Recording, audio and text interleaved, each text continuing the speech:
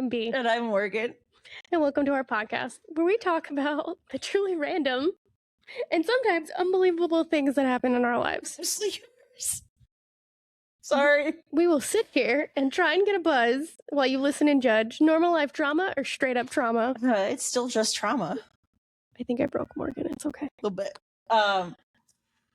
Trigger warnings. Yeah, here's our trigger warnings. This is what's going to happen. We have to get through this. You're going to hear Hoshi. Hoshi is very loved. He is not neglected. He's just a needy little boy. He says hello. He's probably going to be in the background of this entire episode. There's a way that we can mess with the Yes, soundboard. there is. However, just in case, it's a part of our trigger warnings right now. On top of sarcasm, booze, swearing, sickness, mental health, physical health, breakdowns, crash outs. I've already had like 3 of those today. Possible mentions of blood, vomit, and cheaters. This podcast is not suitable for children.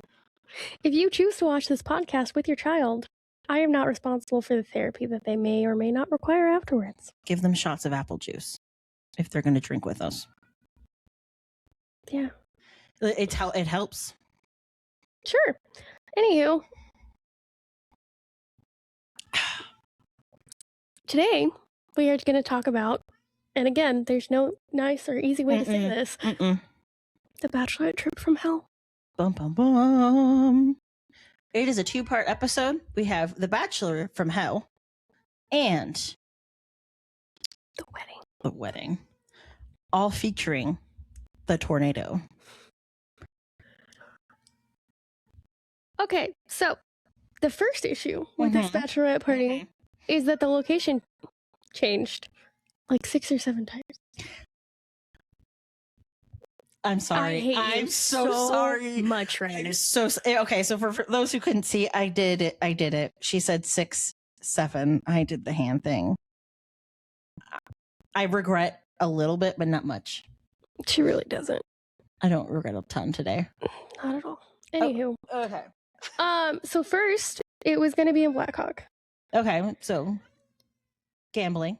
And that's not a terrible location, but it was one of those where I was like, I mean, your Bachelorette party is like the one time that you can force people to go wherever you want. Yeah. And like, to quote people, if they love you, they'll pay that amount. Well, and it wasn't even about being super expensive. It was just more of a, please don't spill your drink everywhere. It's fine. Even the cat said no. It's fine. Continue. Anyway, so it was more of a, like, are we going there because that's where you want to go? Or are we going there because you don't want to, like... And it was convenient. Yeah, like, is it of convenience or is that, like... Because for all I know, you could really like Blackhawk. Like, there's no judgment. Yeah. I basically live in Vegas and I don't gamble. So, like, again, to each its own. So I was like, hey, like, again, I explained this all to the tornado. And so then she thought about it and she was like, you know what, you're right. I want to do Salem, Massachusetts, because like I'm into all that spooky stuff, and I was like, you know what, that makes a lot of sense. And except for great time to go. She wanted to go in October. Not a great time to go. Very busy. Very expensive. Very touristy. So like, if you're gonna do Salem, this is a tip for any of you at home. If you're gonna do Salem, Massachusetts for Halloween, especially Halloween weekend, you need to book a year in advance because they won't let you book before a year in advance. I checked. I was going to say, but that's probably at like a minimum a year. No, they won't let you book before that. Oh, okay. So like a year in advance, you have to have like hand on the trigger. You know who is in. You know who's in. You have the money. It's like The Rock where he's like, "Are you in? Or are you?" You have to know. You have to know if you're in or out, and you have to commit a year in advance. Like there is no. It's like the Hunger Games. Like, in order to get a decent hotel that's not going to cost a kidney, like, you need to be prepared. Listen, and even then, it's still going to cost half a kidney. You have 2 kidneys. You can live with one. You shouldn't. But you could. Anywho. Okay, so that's 2 places. So that's 2. Then we decided we decided that's too expensive. It's unrealistic, which is fair. Fair, yeah. Like that genuinely was an okay assumption. Then it changed to a cruise. It was going to be a his and her bachelorette cruise. Okay, yeah. So then everyone's there, everyone's enjoying, Mhm. and you can do different activities separate. Yeah. I don't know what happened with that, but then that didn't happen anymore. And then it was going to be she didn't want to plan it, so me and the man of honor were talking at I think the bridal shower. Okay. And because his partner had hotel connections. Gotcha. So we were talking about like other possibilities. So Vegas got thrown out there, Cancun got thrown out there. Like there was some talk about going to like all inclusive, like, you know, places and things like that. Listen, if you're gonna travel and you're gonna do it for like a bachelor party, make it all inclusive. Yeah, that was kind of the logic. Like, but then we all got the text that we could not travel very far for this bachelorette. oh, we did not want to travel. We did not want. And then there was toying with like a hot spring idea before this. We were told no hot tubs, no travel. Okay. No uncooked meat or something. I don't know. So deli meat because it was like a medical. Yeah. There was a medical issue that popped up. So we said, okay, that's fine. I guess, like, you know, that works.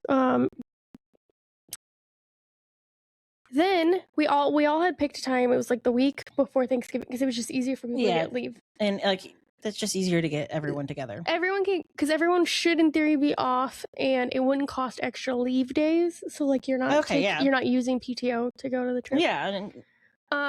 And we talked about that a couple months in advance. Well, it was getting closer and closer and closer and closer. And you guys had already talked for months to get it done. Nobody was responding in the group chat. Like, we had a bridal party group chat, and for the life of me, no one would respond in that damn chat. Oh, and here was what's even funnier is you hate group chats. I really do, but I responded. Like, we have one. And we all hate it, but we have it because it's just easier when we're all talking about the same thing. Yeah, there's no point in sending the same thing to 12 different people when you all talk. Yeah. We do not have a group chat that big. I would kill myself. Oh my god, I'd be so upset. 3 is still too many. Suicide is not a joke. I'm so sorry.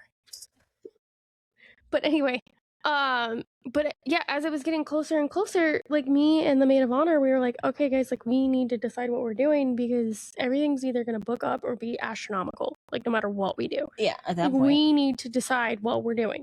We need to do it right now. Yeah. Because how far away were you from the wedding? The bachelorette was supposed to happen, I think, around Thanksgiving. The wedding was the first week of December. Yeah, okay. Yeah, no, nope. So we were getting closer and closer and closer and closer. And you know how I get stressed when there's not a plan. Well, and a time crunch and a plan. And it was bad. It was so bad. I was so stressed. Well, anyway, finally, the bride puts her foot down and she's like, we are doing this. We're going to like a cabin at some place. I don't know what it was. Like, we're going to a cabin on this state park? I don't know. We're going to this cabin. Anyone that wants to come in, like, give me the money by Monday. Like, this is what we're doing. I'm renting a cabin for this weekend. That's it. Like, you're in or you're out. And so I had messaged her privately and I was like, hey, nobody's really responding. Like, are you, like, if nobody else wants to go, are you sure that this is what you want to do? And she's like, yes, absolutely. 100%. I was like, okay, that's fine. I just want to make sure because, like, again, no one's is responding except for me and Broken. Oh, poor Broken. She's like, no, this is what I really want. I was like, okay, cool. Like, whatever, say less. Still, nobody responded. What the hell? So me and Broken were talking on the side, and we were just like, okay, like, this is really shitty. Like, we need to make this weekend all about her. How do we make it more special? I don't think a cabin, like a lodge, is realistic for like 4 people because, you know, that's the only 4 that were like really responding in the group chat. So we were like, hey, like, why don't we come together and get like an Airbnb in the same area, but like not on the campgrounds. Yeah, so then that way it's cozier and when you're dealing with medical problems too, you can because everyone like the cost split 4 or 5 ways would have been cheaper, more reasonable than trying to do 4 or 5 ways at a bigger place. So we said, okay, we did that. Mama booked it. And then we sent it in the group chat. And then all of a sudden it was an issue. And that's not what I wanted to do. And nobody listens to me and blah, blah, blah. And I'm like, what? Wait, pump the brakes. What are you talking about? I asked you 3 times if this is what you wanted. And you said yes. She's like, well, apparently, she's like, I had said that I just want like a movie night with dinner. And I was like, nowhere do I have this information. Like, not once was this relayed to me. Because then it would have been just that. Yeah, well, and also when she finally had said that to Broken, I thought it was because nobody was responding in the group chat and she was just defeated. Okay. Like, you know what I mean? Where, like, you come to that realization that, like, nobody's going to respond, so, like, you just pick something, yeah. Because we've both done that. Yeah. Where it's like, I really wanted to go to Waterworld today, but nobody's responding, so, like, do you want to buy a pool pass and just go to the community pool down the street? And then everyone suddenly wants to go. Yeah. Because they were planning on going, but didn't say anything. So I was supposed to originally ride down there with the bride because everybody knows that B does not travel in the mountains. Well, B doesn't travel well. Anyway, I mean, obviously, yes. Actually, back to why you shouldn't travel with B. But I don't drive in the mountains. No. Blank period. No. I had a really bad rollover car accident when I was 18, and I cannot handle driving in the mountains. I can be in a car. Yeah. Usually unconscious.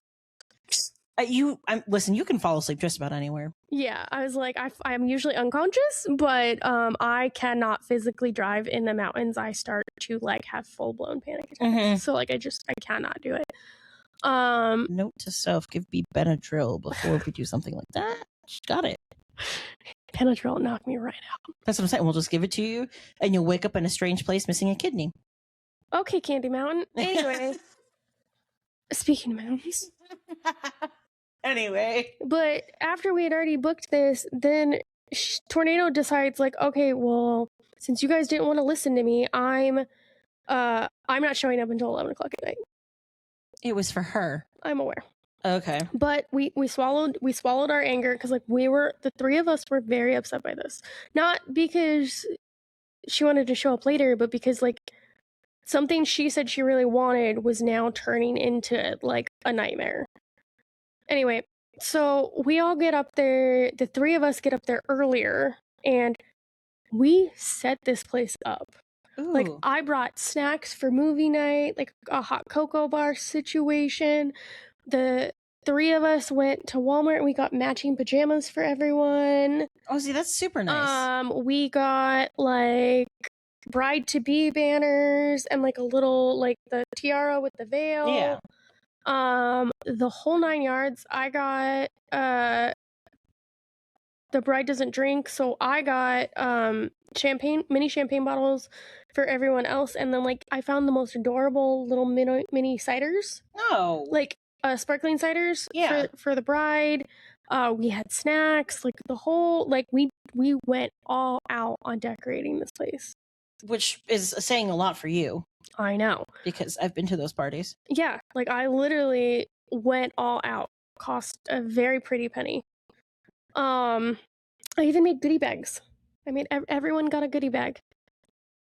It had hand sanitizers, a hand lotion, the matching pajamas we all got. Oh, I remember you making these.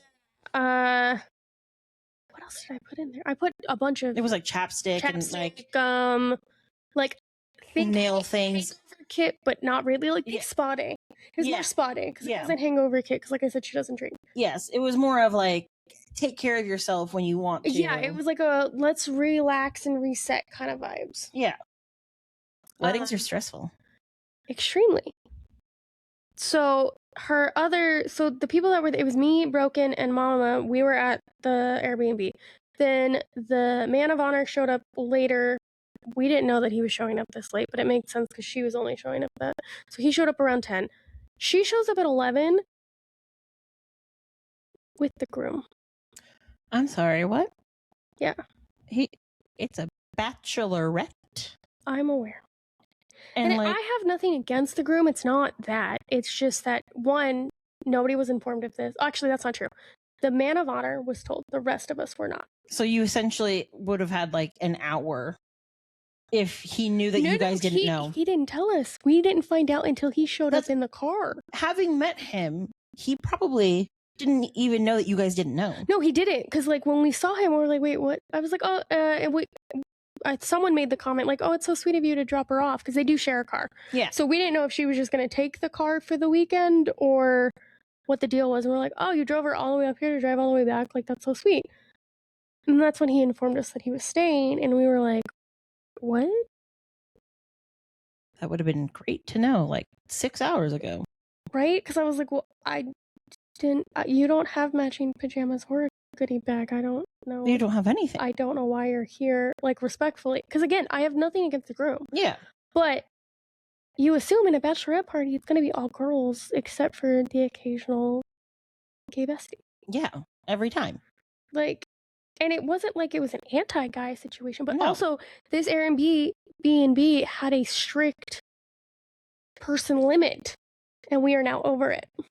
Oh, even worse. And they charge fines for extra people, like hefty fines. And I bet you they have cameras to see that. They have cameras on the outside. Mm-hmm. I think that we lucked out and we didn't get the fine, but that was also a concern.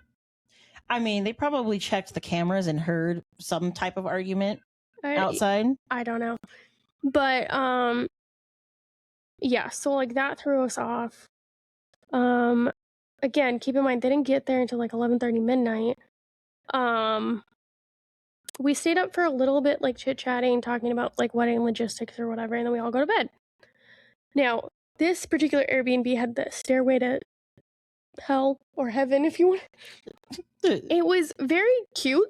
Uh-huh. Each stair had like a different book on it. Oh, that is cute. They were short, weren't they? It was a drunk person's nightmare. Oh, good. They were short steps. Short and steep. Oh, even better. I think in my phone I have pictures that we can add the stairs to. I don't want to add too many pictures because I don't, but I can definitely show the stairs. And I can show probably the setup of like and like the goodie bags. The goodie bags and stuff like that.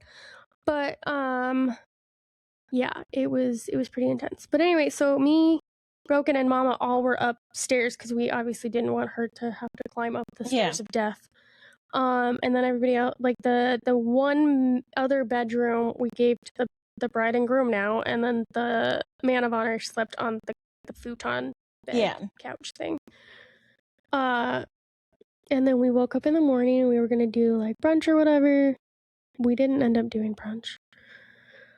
We woke up, I want to say 9 or 10ish. That's early. I mean, I get it. It was, but we were only there for like the 2 days, so like we wanted to maximize. Yeah. The issue was that, and we also didn't know when everyone else was like, fair. So yeah, making sure like 9 or 10 to like, they stayed up super late, so we assumed they would be sleeping, but they weren't. They were just, chilling or whatever. And we come downstairs. Now, we knew the man of honor had to leave because he had already had other plans that weekend. Yeah. So, like, he was literally coming up for the one day and then dipping first thing in the morning because he had, like, a work engagement. Okay, got it. So he had a lot to do, but he at least showed face. Yes. And so then we were discussing, like, how we were going to spend the day. And the tornado was basically like, I don't know, like, let's see how I feel, blah, blah, blah. And we were like, okay, so the other 3 of us, we started to build a puzzle. Well, while we're doing this, we hear her, because she's not being quiet, talking about how she doesn't want to be here. And then the groom was like, well, we don't have to stay if you don't want to. And instead of just being open and honest and saying something, she lies to her face and says that she got called into work when her phone never rang. Oh, see, you can't do that. And then she's like, well, I got a text. BS. By the time we were downstairs, their room was packed. And they stripped the bed. And we were like, why would you strip the bed if you're leaving? And they're like, well, isn't everybody leaving? No, we paid for the weekend. We're staying the entire weekend. What in the actual fuck? She was gone by noon. So she shows up late to her own party, then bitches about how everything is going, brings an extra guest that wasn't planned for, and then decides, nah, I'm good. I'm going to fucking leave because I don't like it, instead of saying something. Okay, that's beyond petty. Also, say it with your chest if you're going to say something, especially if it's meant for you. And especially since whatever it was that was making her uncomfortable, we could have pivoted. We could have changed anything. And I'm not saying she couldn't have brought the groom, but had she told us that, we could have gotten a different place. And at least put more like into it to include him with everything. Right? Because there wouldn't have been a problem. It just would have been like, oh, okay, so we got to pivot and get this and this instead of what you had. Yeah. The audacity. Yep. The audacity of that. And then to this day, never got a thank you for that bachelorette party. Not even like broken? Nope. Oh, no. Broken. Yes. No, but she was part of the whole, it was a whole thing. Yes. No, but I meant from Tornado. Yeah. So Tornado didn't appreciate anything. Any effort that we had put in. Oh, okay. Okay, cool. So it wasn't what she wanted. Then tell us. It was as simple as that, is you just had to say something.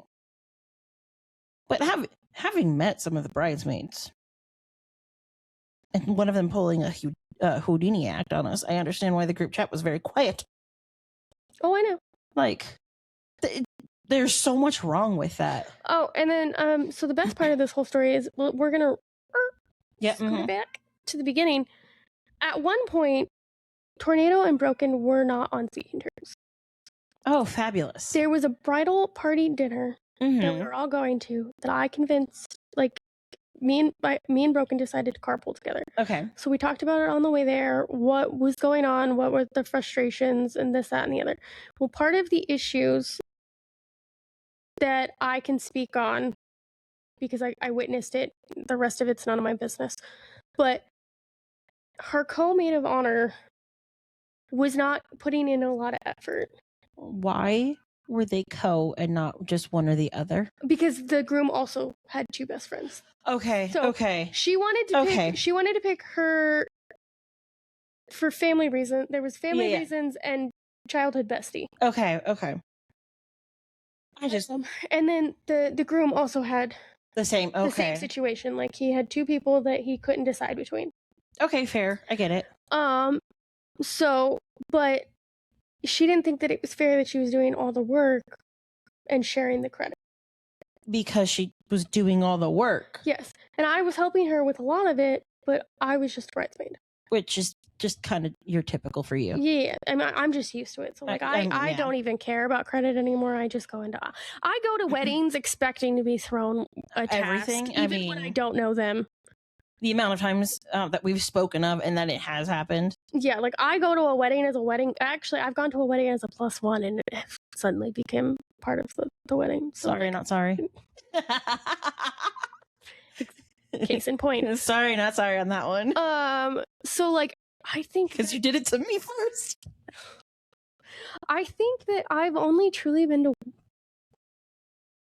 3 weddings where I didn't have a role.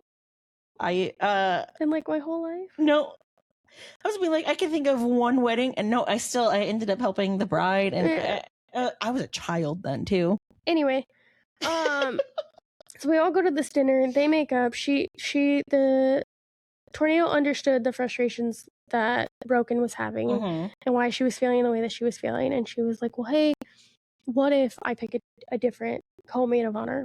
Would that work?" And she's like, "Well, I mean, I don't know. It really depends." Because essentially, Broken wanted to maybe just be a bridesmaid and just not have all the responsibilities. Yeah, she wasn't getting any help.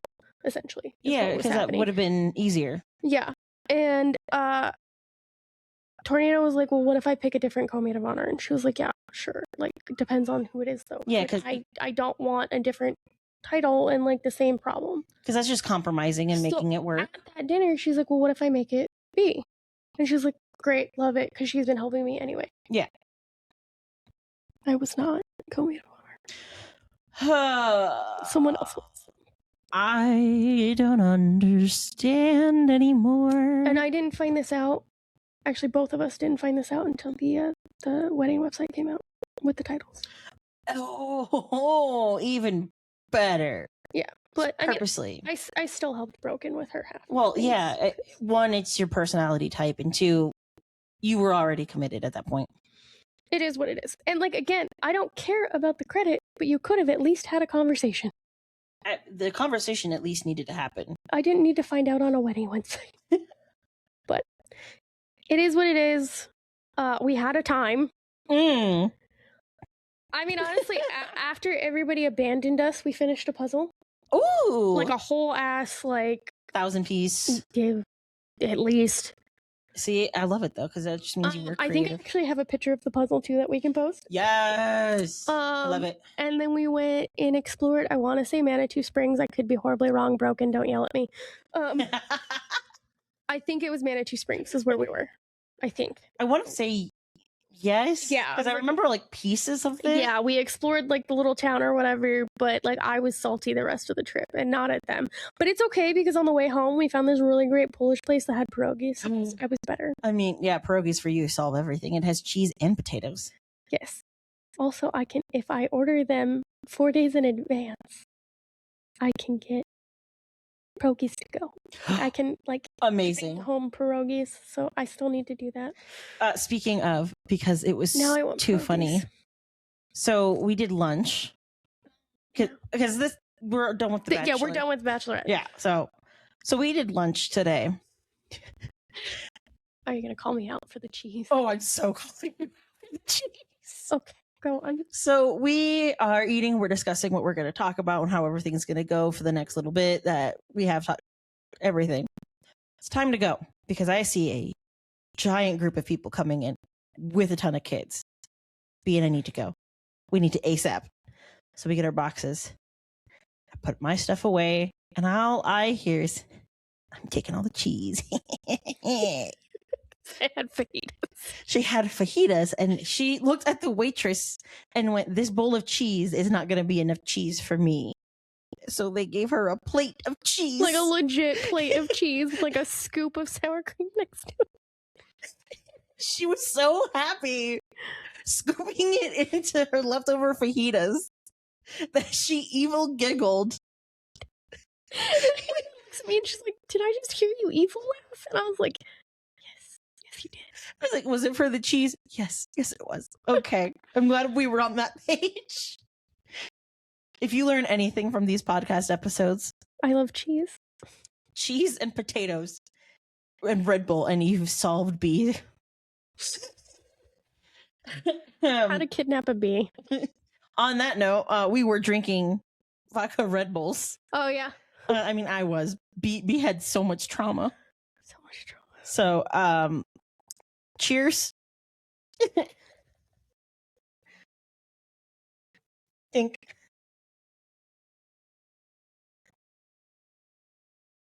There was not much left in mine. Anyway. See you next time. Bye.